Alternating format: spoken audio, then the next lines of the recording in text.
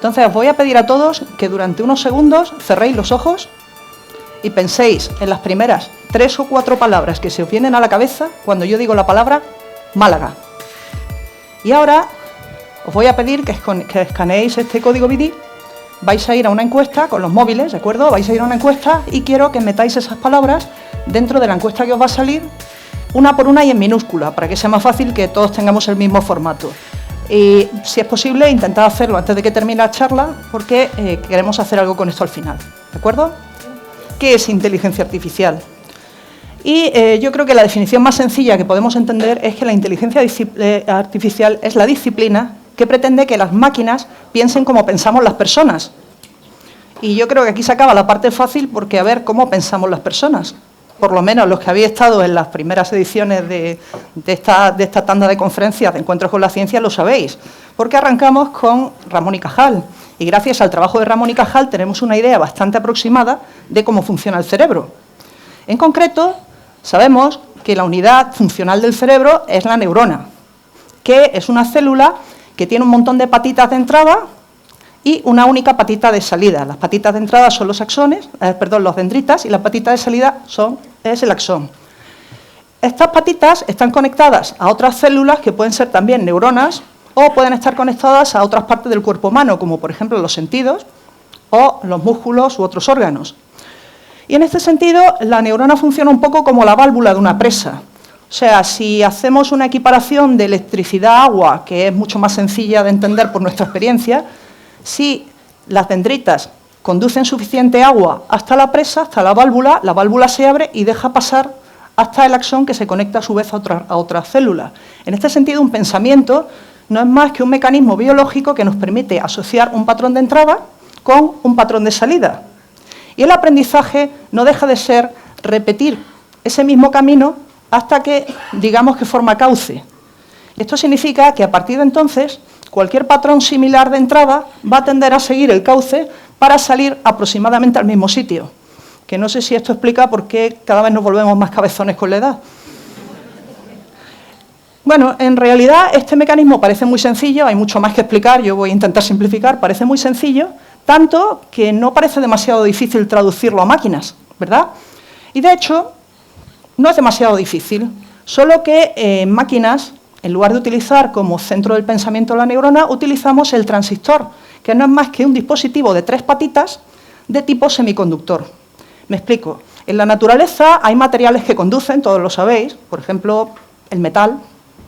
Hay materiales que no conducen, por ejemplo esto, y hay materiales que conducen, a veces sí, a veces no, como los semiconductores, en este caso el transistor.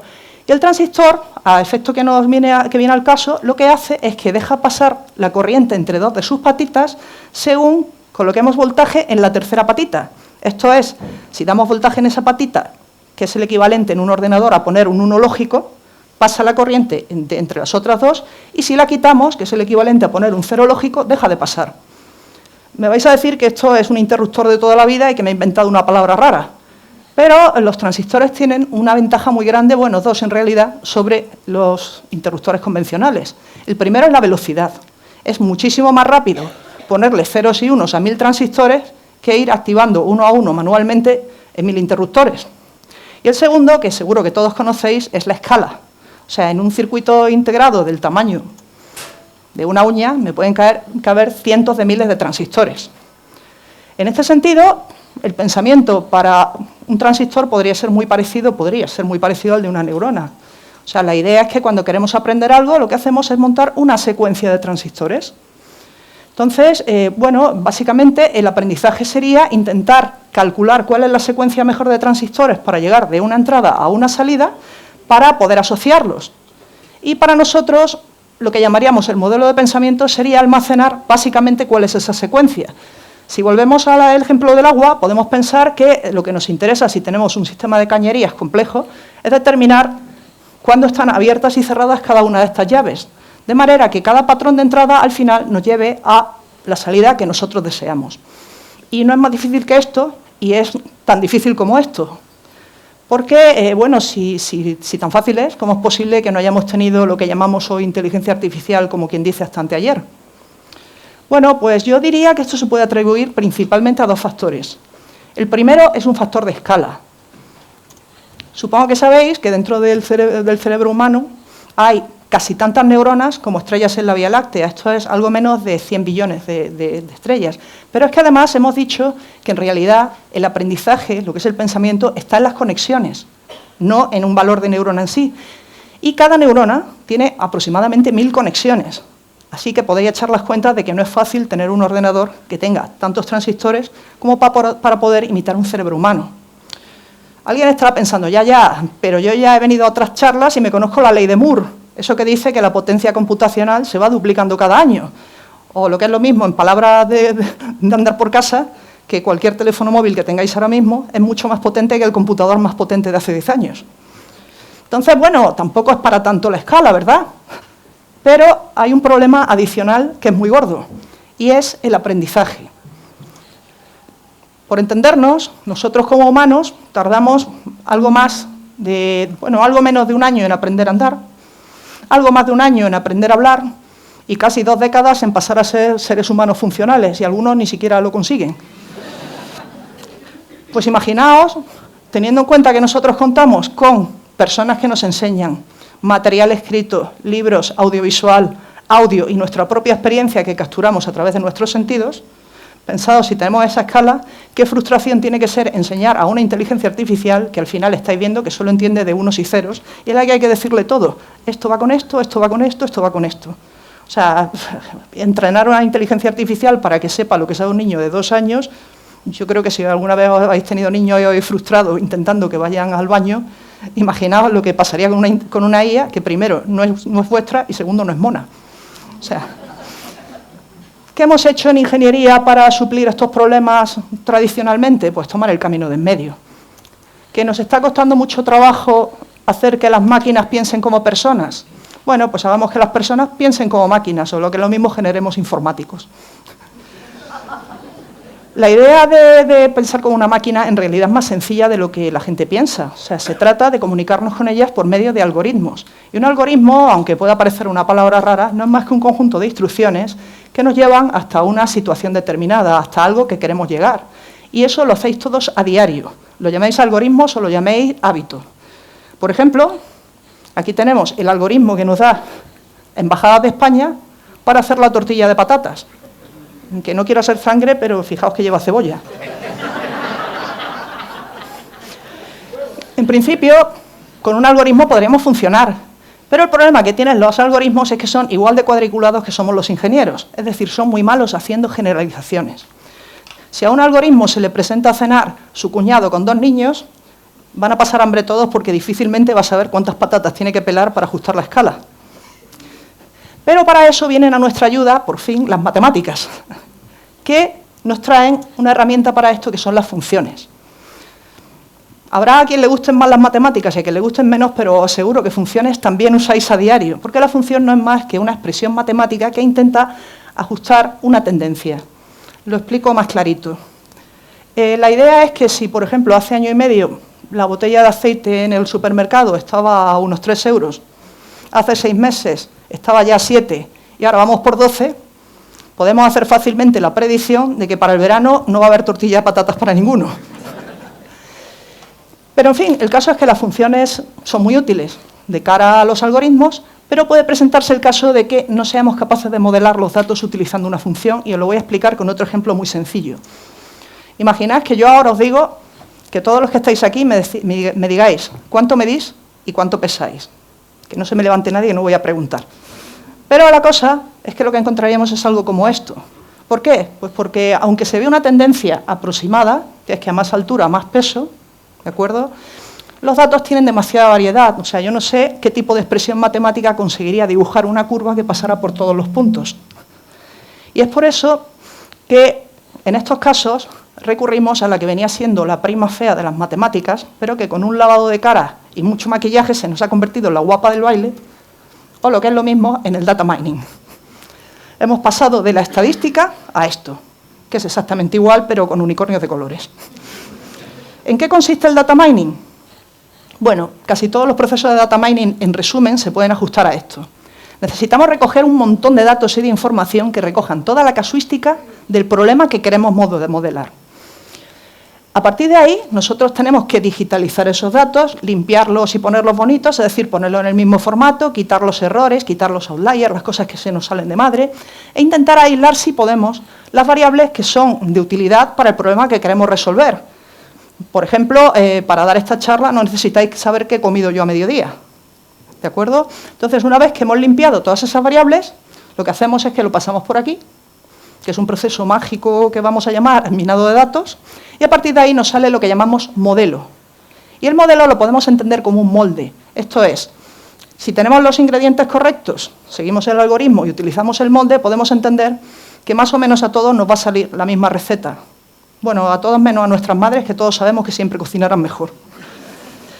Claro, el problema de todo esto es el paso mágico que tenemos allí. ¿Eso cómo se hace? O sea, todo está muy bonito, pero ¿de dónde sale el molde? Y para eso es para lo que tenemos el aprendizaje, que es clave en la inteligencia artificial.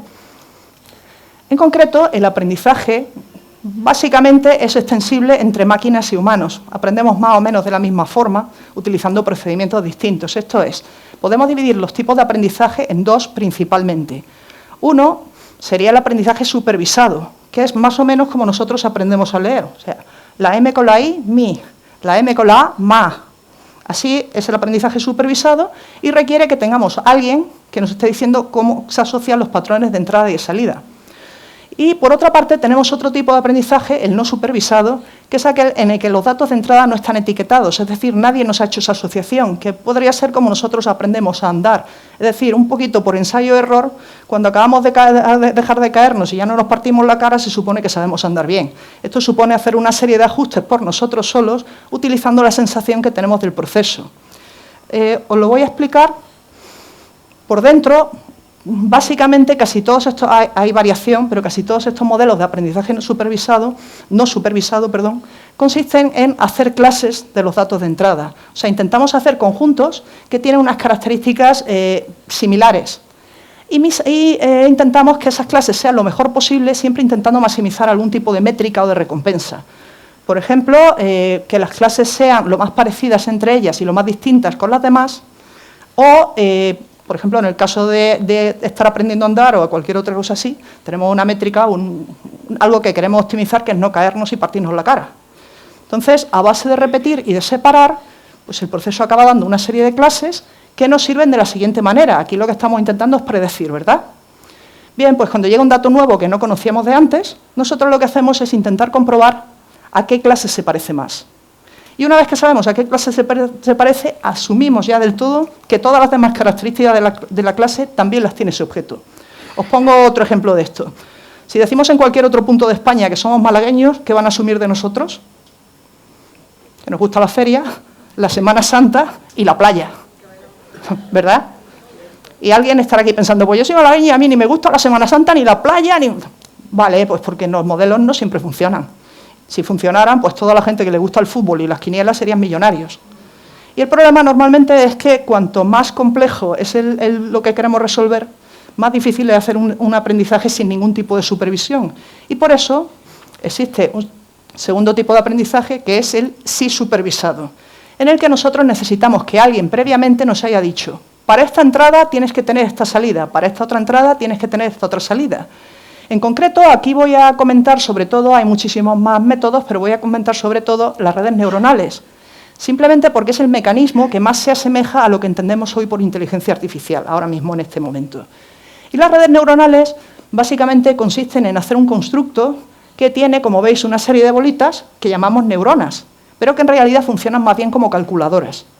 En este sentido, lo que hace cada una de estas bolitas es recoger lo que le mandan, veis que están todas enlazadas, lo que le manda las bolitas de antes, lo suma y lo manda hacia afuera. Entonces, para nosotros el aprendizaje consiste en intentar saber cuáles son los pesos que hacen que se relacione la entrada con la salida que queremos. ¿Cómo? Pues, por ejemplo, hacemos que esta tenga un peso más grande, con lo cual esta influye más en esta oculta y esta a su vez influye más en esta oculta, vamos cambiando los pesos, de manera que cuando el sistema converge, pues se hacen caminos dentro de la red neuronal, como pasa aquí. Pero creo que igual lo puedo explicar mejor con un ejemplo más de andar por casa. Imaginad que la red neuronal es un laberinto como este. Entonces, nuestro objetivo es que cuando entramos por un extremo y somos determinado tipo de datos, queremos salir por este extremo de aquí. ¿Cómo hacemos eso? Bueno, nosotros tenemos la entrada a la salida, pues empezamos a recorrer el laberinto al azar. Cuando nosotros demos con la salida que queremos, deshacemos el camino andado hacia atrás y en cada intersección marcamos con una cruz de un color determinado por donde hemos pasado. Cuando hagamos eso suficientes veces, para intentar entrar con un estímulo determinado y llegar a la salida que queremos, lo único que tenemos que hacer es cruzar en las intersecciones donde tengamos más cruces de ese color. Y esto en realidad no es mucho más complicado si estamos trabajando con sistemas sencillos. Es parecido a hacer un sudoku, pero dándole más vueltas. El problema es, ¿y si queremos hacer cosas mucho más complicadas? ¿Y si necesitamos muchos más caminos? ¿O patrones de entrada mucho más grandes, más entradas, más salidas? ¿Qué es lo que necesitamos en realidad? Un laberinto más grande, ¿correcto? Y a esto, es a lo que habéis oído, que se llama en televisión, en tal y demás, se llama Deep Learning o aprendizaje profundo. El Deep Learning o aprendizaje profundo, aunque le pongas muchas cosas alrededor, no deja de ser un laberinto muy gordo. Metemos más neuronas en la entrada, metemos más neuronas en la salida, metemos más capas intermedias de neuronas y incrementamos el número de conexiones entre ellas. Y eso lo que nos permite es, en lugar de hacer 2 o 3 caminos dentro del laberinto, poder hacer millones de caminos. Y así es como podemos pillar cosas más complicadas. Esto está muy bien, pero también tiene su pega. Y la pega es que es más difícil aprender. O sea, uno se mete en un laberinto de este tipo y empieza a dar vueltas y yo por lo menos no acabo saliendo. Me tenéis que recoger del medio con helicóptero. Entonces, para intentar solventar los problemas del aprendizaje en redes tipo Deep Learning, lo que se suelen usar es estrategias en que hacemos determinado tipo de capas, hacemos determinado tipo de conexiones, eso es lo que llamamos arquitectura de red. Os voy a dar, hay muchas arquitecturas de red distintas, de hecho la gente que trabaja en IA generalmente trabaja en este tipo de cosas, pero os voy a dar las dos más interesantes que ahora mismo de mi punto de vista. La primera es muy sencilla, la primera consiste simplemente en jerarquizar la red. Esto es en que dividimos el problema en partes y cada parte le simplifica el problema a la siguiente. Es más, normalmente cada parte tiene un rol distinto, a lo mejor una se centra en buscar, yo qué sé, lo pongo también con un ejemplo. ¿Conocéis este juego? Muchos de los que estáis aquí sí, ¿verdad? O sea, este es un juego que se llama ¿Quién es quién? Tienes que adivinar un personaje que te sale y lo puedes hacer haciendo preguntas a la persona que ha escogido la carta. Entonces vas descartando los que no cumplen los criterios que tú dices. En este sentido se procesa la información de forma jerárquica. Primero decimos hombre, mujer, rubio o moreno, o calvo, o tiene gafas, no tiene gafas, de manera que al final quedan pocas opciones y es más fácil entrenar el modelo por partes que entrenarlo todo a la vez. Estoy haciendo una simplificación muy gorda, pero por lo menos nos enteramos de por dónde van los tiros. ¿Sí? Esta es una de las formas que tenemos de simplificar el trabajo de aprendizaje a la red, y la otra es intentar enriquecer los datos con que entrenamos con información de contexto. La información de contexto no tengo que deciros que es súper importante, ¿verdad? Os pongo también un ejemplo. Teniendo en cuenta, como bien sabéis, que llevamos 2 años de sequía, ¿cuál es la probabilidad de que llueva mañana en Málaga? No miréis el tiempo ni miréis por la ventana. Pues muy bien. Si os digo, sin embargo, de información de contexto, que estamos en Semana Santa y tenemos 3 días de vacaciones, ¿cuál es la probabilidad que llueva ahora? Bueno, y hablando en serio, cuando nosotros hablamos de información de contexto con el tema de las redes, lo que estamos hablando es de distintos tipos de redes, de las cuales muchas habréis oído hablar, pero a lo mejor no sabéis lo que eran. Por ejemplo, estas son las redes recursivas, estas de aquí, las RNN son redes recursivas, que lo que hacen es aprender series temporales. Por ejemplo, el tiempo. El tiempo de hoy no solo depende de factores de este momento, sino que depende del tiempo que hizo ayer o del tiempo que hizo anteayer, depende de una serie de factores. Un caso claro es el tema de la bolsa. O sea, los movimientos de bolsa dependen de qué pasó en la bolsa ayer, qué pasó anteayer, qué pasó hace 2 años. ¿De acuerdo? Dependen de más cosas, si no todos seríamos millonarios en bolsa igual que con las quinielas. Pero bueno, la idea es intentar hacer modelos que tienen en cuenta el tiempo. ¿Cómo? Alimentando lo que serían las salidas de la red neuronal en un instante a la red neuronal en el instante siguiente. Entonces, estas redes recursivas son muy buenas para aprender series temporales. Otras que seguramente habréis oído hablar de ellas son las redes de convolución, que trabajan muy bien en formato grid, cuando la información está distribuida en 2D, en una cuadrícula. Esto no sería interesante si no fuera porque toda la imagen digital la tenemos en 2D. Entonces, todos los sistemas de reconocimiento de vídeo, de imagen, de sacar imágenes de una base de datos en partir de contenido, todo ese tipo de cosas se hace muy bien con estas redes de convolución. Entonces, estáis viendo que la diferencia entre unas y otras es básicamente qué tipo de capas tienen dentro y cómo están conectadas. Pero de la que vengo a hablar sobre todo es de lo que se denomina el modelo Transformer. ¿Por qué me interesa el modelo Transformer, aparte porque a mí me gustan los robots? Bueno, pues básicamente porque el modelo Transformer lo que tiene en cuenta es información contextual de texto. ¿Estoy haciendo spoiler? ¿Sabéis dónde vamos a ir a parar? Sí, ¿verdad? ¿Cómo tenemos información contextual de texto? Bueno, vosotros sabéis que el lenguaje hablado, el texto y demás, no es una cosa individual. Nosotros no podemos analizar una frase mandando palabra por palabra. Os pongo un ejemplo muy fácil. Intentad traducir al Iquindoi a alguien que habla alemán. O si eso ya eso. O sea, eso no puede ser. No podéis alimentar las cosas palabra por palabra, tenéis que alimentar más cosas a la vez, tenéis que dar información de contexto.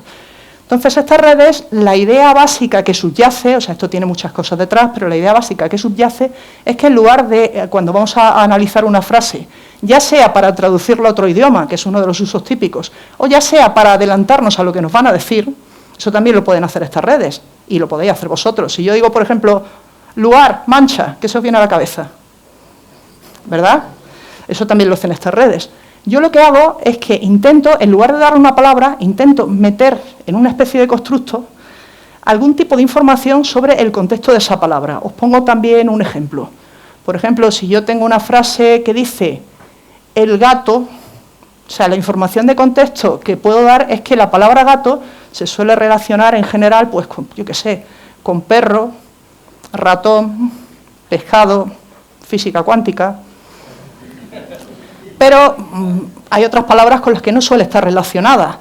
Por ejemplo, es raro que nos encontremos la frase el gato se comió mi tortilla de patatas. Entonces, esa información es la que se entrena, o sea, nosotros metemos esos vectores enteros y a partir de ahí la red va haciendo permutaciones, es decir, va probando, pues ahora lo cambio, ahí es la patata del gato, tomó no sé qué. Le voy dando probabilidades, intento estabilizar esa parte y al final me queda algo que funciona sorprendentemente bien. Yo creo que los propios desarrolladores están alucinando con lo que les ha salido. Lo que sí es importante es que tengamos en cuenta que, por mucho que funcione, solo está reproduciendo patrones probables, no está dándonos conversación. ¿De acuerdo? Entonces, en este sentido, estos son los transformers. Y en este sentido, he probado a alimentar al ChatGPT exactamente lo mismo que os he preguntado a vosotros al principio de la charla. Y de hecho, si entráis ahora en la aplicación que os he dado, podéis comprobar qué ha dicho la gente. O sea, podéis ver que las palabras que se han repetido más están más grandes y las palabras que se han repetido menos están más pequeñas. ¿De acuerdo? Desde el punto de vista del sistema, lo que define a Málaga lo tenéis aquí. El GPT ha hecho exactamente lo mismo que yo, un análisis probabilístico, solo que lo ha sacado de todos los textos que ha encontrado de Málaga. Y ojo que cuando hablamos de entrenamiento en estos casos estamos hablando de billones de parámetros, que es mucha tralla. O sea, de hecho, la parte más difícil de hacer una red de este tipo es entrenarla, no desarrollarla. Y fijaos lo que opina el ChatGPT, que bueno, luego ya una etapa post, para no decir barbaridades, es que Málaga es sol, playa, gastronomía, o sea, podía haber puesto espetos directamente y vamos más rápido, historia y cultura, alegría, como no, arte y mar.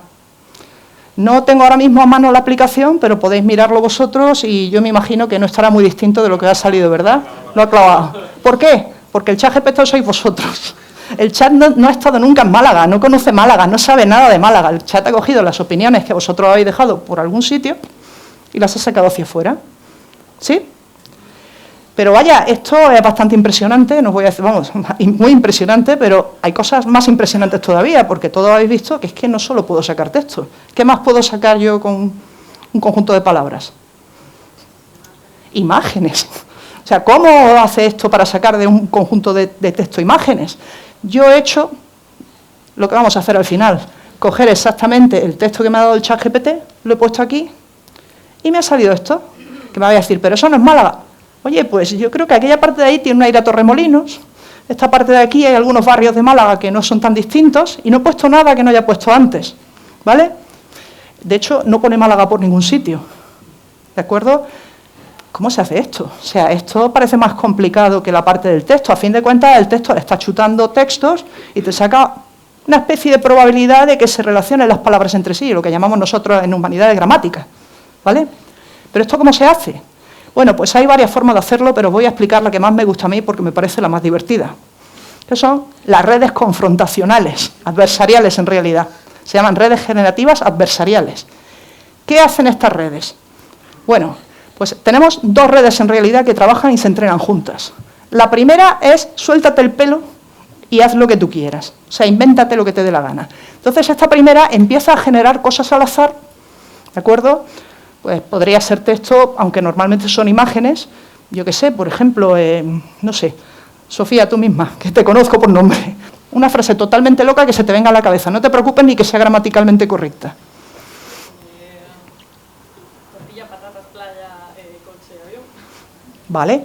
Ana, dime si tú crees que esa palabra la ha generado una persona. O sea, imagínate que la has leído y no la has visto decirla a ella, o la ha generado una inteligencia artificial. Una persona. Porque lo sabes, pero si no, no tiene gramática, normalmente estaría cambiado el nombre, pero vamos, normalmente se suelta uno más el pelo. La tortilla de patatas en un satélite espacial impacta en Marte y encuentra agua. Esto es o noticias del mundo o una IA, o sea, no puede ser otra cosa. Bien, pues la segunda red está entrenada simplemente para distinguir si lo que dice la primera cree que lo ha dicho una persona o cree que lo ha dicho una inteligencia artificial, una especie de test de Turing, pero automático. Esto es no supervisado, aquí no necesitamos a alguien diciendo sí o no, te lo está diciendo la otra red, a partir de las probabilidades que ha aprendido de los patrones que ha tomado en un principio. O sea, al principio le hemos alimentado un montón de imágenes y a partir de ahí una aprende a decir esto es sí, esto es no, y la otra dice yo me la juego, voy a meter aquí un perro bailando el hula hoop. Y la otra dice, bueno, los perros tienen 4 patas, no 28. O sea, ¿me seguís? Y así es como funcionan estas redes. Aprenden a la vez, van confrontándose y al final, cuando consiguen converger, cuando la segunda red le dice, oye, ya sí cuela que esto es humano, pues esta dice, ya me he quedado contenta. Coge todos los pesos de las neuronas que hemos visto y eso es lo que llamamos un modelo de inteligencia artificial. Me vais a decir, bueno, todo esto está muy bien, pero es que está generando imágenes. O sea, me has contado muy bien lo del texto y tal, pero la imagen sale un poquito más complicada. Os voy a decir que ahí tiramos de un principio que nos encanta en ingeniería, a todos, de los que estudiamos ingeniería, que es, si lo puedes desmontar, lo puedes volver a montar. Te van a sobrar piezas, pero lo puedes volver a montar. Entonces, fijaos lo que puede ocurrir si yo, por ejemplo, cojo una foto y empiezo a añadirle ruido. O sea, le añado ruido, ruido, ruido hasta que casi no se distingue. O sea, si lo puedo hacer, lo puedo deshacer. Es decir, puedo entrenar una red neuronal para que haga el paso contrario, para que de una imagen de ruido, ruido, ruido, genere algo que es una imagen bastante real. ¿Por qué? Porque tengo la confrontacional que me dice eso no cuela, eso no cuela, eso... ahora sí. ¿Vale? Claro, con eso puedo hacer y deshacer, pero yo quiero imaginar. ¿Cómo imagino? Pues, por ejemplo, pensad que puedo coger imágenes que estén etiquetadas como frutas, ¿vale? Y juntar la imagen de ruido de varias. Entonces, cuando yo genero una imagen nueva, ya no es ninguna de las que he entrenado, una especie de mezcla de todas, pero una mezcla de todas a la que el entrenamiento tipo GAN ha conseguido que cuele, que parezca de verdad, aunque a lo mejor te sale un melón rosa, pero puede colar. Y así normalmente es como se entrenan estos modelos. Pero, ¿veis? Van paso a paso, van mejorando, hasta que la red confrontacional le da el marchamo, cuando ya aparece algo que puede ser real. El problema, evidentemente, de estas cosas es que necesitan un montón de entrenamiento. Hemos dicho antes que entrenar a una red para que sea un niño de 2 años ya cuesta, pues imaginaos. Claro, si es no supervisado, bien, pero en algún momento habrá que decirle, oye, en esta foto hay un perro, en esta foto hay un gato, en esta foto hay... Qué lástima que no tengamos a nadie que gratuitamente nos haga la bio de etiquetarnos las fotos una a una. Qué lástima que no podamos encontrar ningún sitio donde podamos bajarnos las fotos etiquetadas, ¿verdad? ¿Con qué creéis que pagáis vosotros cuando entráis a las redes sociales? Básicamente, esto es lo que ha posibilitado, aparte de la mejora de la computación que hemos referenciado en un principio, esto es lo que ha posibilitado que nosotros tengamos inteligencias artificiales, entendiendo inteligencia entre comillas, como las que tenemos ahora. El hecho de que hoy en día está casi todo digitalizado y buena parte de ello está etiquetado. Entonces, bueno, simplemente para cerrar esta parte que es un poquito más técnica, lo que me gustaría deciros es que tengáis mucho ojo con lo que creéis que es una inteligencia artificial. Creo que lo he dicho ya en varias ocasiones, pero las inteligencias que tenemos no piensan. Estos no son los algoritmos que vosotros pensáis, esto no es una GIA, una inteligencia general artificial. Simplemente repiten lo que encuentran en su entrenamiento. Esto es, por poner un ejemplo y cerrar esta parte, si tuviéramos un loro en el despacho de un médico y fuera particularmente hábil repitiendo palabras, si escuchas suficientes veces los mismos síntomas y el médico responde con el mismo diagnóstico en todas las ocasiones, yo os aseguro que al cabo de un tiempo el loro os da el diagnóstico. Pero si no os fiáis de él para que os ponga recetas, no os fiáis de lo que os dice la IA para tomar decisiones serias. Y precisamente porque estamos en este punto, voy a aprovechar para cerrar indicando los riesgos que corremos con la IA, que he sacado directamente de los reportes que se ven en noticias, en revistas y demás estos últimos tiempos. O lo que a mí me gusta llamar, que en ciencia preferimos limpiar los platos en lugar de prevenir. Preferimos curar que prevenir, sobre todo si es algún tipo de tecnología que puede tener algún impacto social, económico, demás. Nos gusta probarlo enseguida. Y el resto de las cosas van más despacio. Entonces, el primer problema que habréis encontrado todos por todas partes es el problema del bias, de los sesgos, ¿de acuerdo? Esto lo he sacado de un artículo, se le pidió un modelo, al modelo Stable Diffusion, que es un modelo abierto, público, que generara lo que sería la cara de profesionales de distintas profesiones. Entonces, no sé si os fijáis en que todas las profesiones que son de lo que llaman de cuello blanco en Estados Unidos, las que se pagan bien, básicamente son hombres de mediana edad y blancos. Pero las profesiones que pagan poco, empezamos a cambiar de raza y género. ¿Significa esto que la IA es racista y sexista y no sé quéista?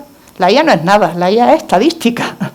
O sea, si nosotros preguntamos, si nosotros entrenáramos una IA con los datos de los premios Nobel de los últimos, yo qué sé, 100 convocatorias, y le preguntamos quién crees que va a ganar el premio Nobel a continuación, ¿vosotros creéis que alguna IA diría que es una mujer?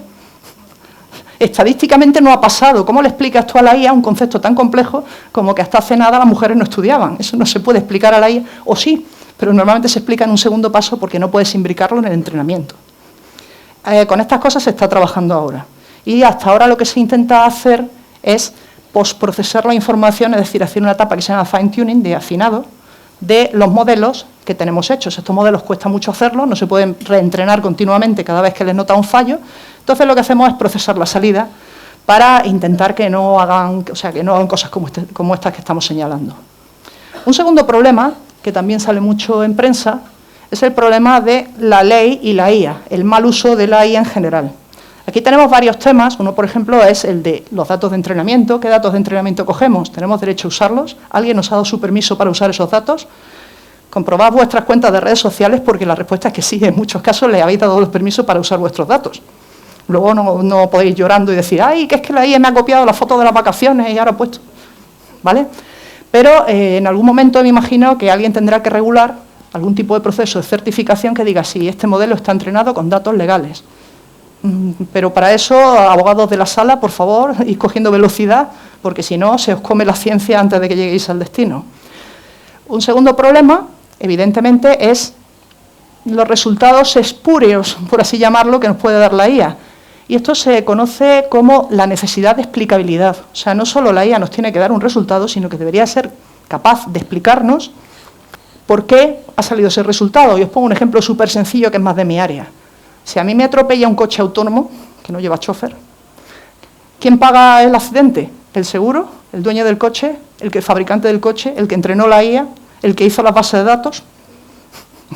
Yo no lo sé, quiero decir, y por eso yo creo que hoy en día no se permiten los coches totalmente autónomos, por lo menos en este país.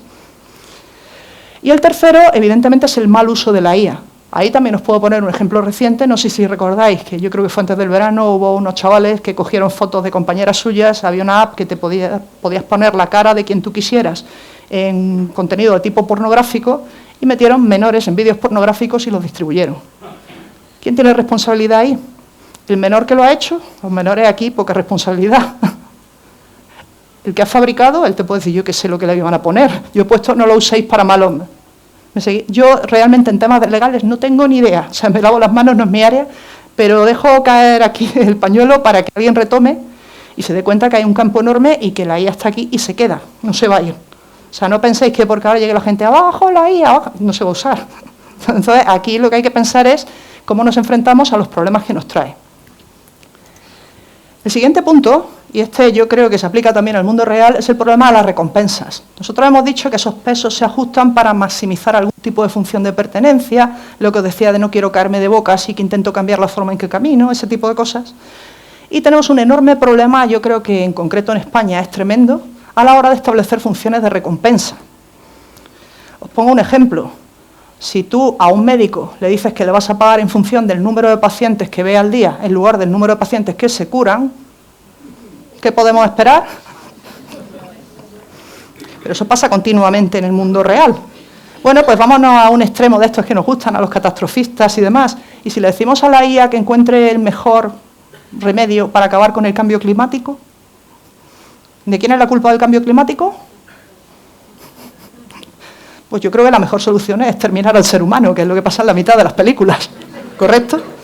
A ver, eso no va a pasar porque los modelos se prueban y demás. Lo que vengo a decir es que somos muy malos haciendo funciones de recompensa, no solo en temas de tecnología, sino en el mundo en general. Y que deberíamos de darle una pensada porque creo que estamos llevando al mundo a un punto en que nos movemos solo por eficiencia. Y hay cosas que no tienen una medida de eficiencia. O sea, tú no puedes medir en eficiencia lo que a ti te inspira una poesía o lo que te gusta dibujar un cuadro.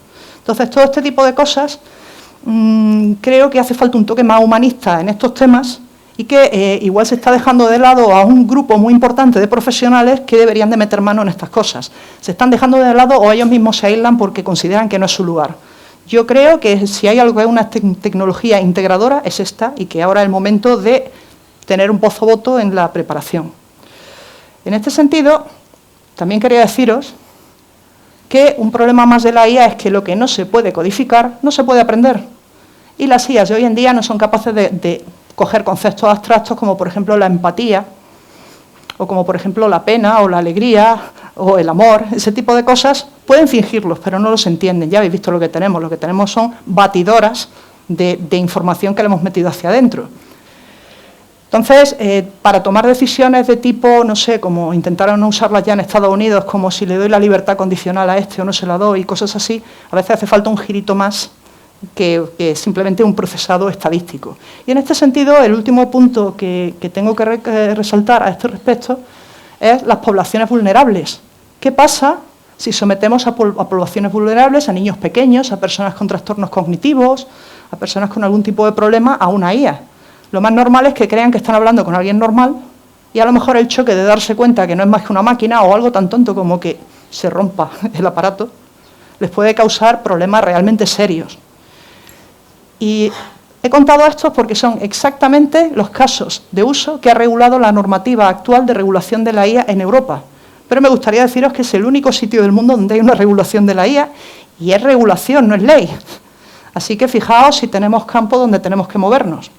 Y ya por cerrar, sobre todo teniendo en cuenta la sequía que tenemos, no quiero dejar de señalar que se prevé que el gasto en recursos medioambientales, principalmente en electricidad para entrenar los modelos y en agua para refrigerar los aparatos de las IAs es brutal. De hecho, se calcula que el ChatGPT, con lo que se gastó en entrenarlo, podríamos ir en coche a la Luna y volver.